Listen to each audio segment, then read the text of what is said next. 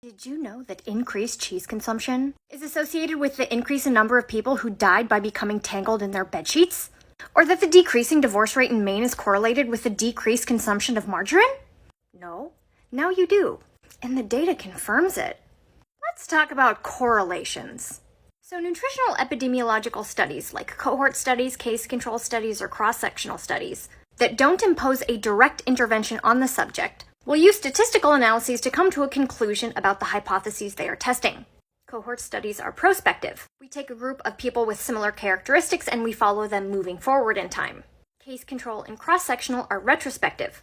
We take data from things that have already happened, and we make statistical analyses and inferences from that data that we have.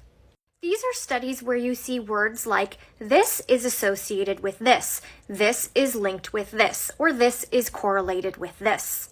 These are not as strong as a randomized control trial where we test for causation. This is where you actually impose an intervention. Feeding a mouse an all-carrot diet causes it to turn orange.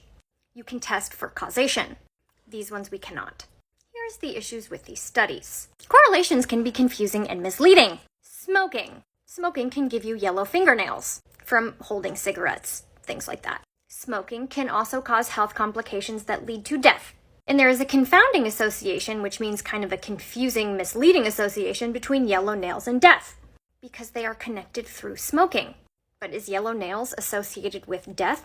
No, not necessarily. So if the media gets their hands on this, they may ignore smoking completely and say, yellow nails is associated with an early death. And this may confuse and freak people out. This association makes zero sense unless you add back in smoking, where you say smoking can cause yellow nails and can cause health problems which lead to an early death.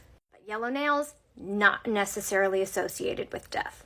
And correlation and association is basically just finding data sets that match each other, like I showed you in the very first two clips. Those are by Tyler Vegan at Spurious Correlations. Here's some other good ones. Remember, you just have to make the data sets fit.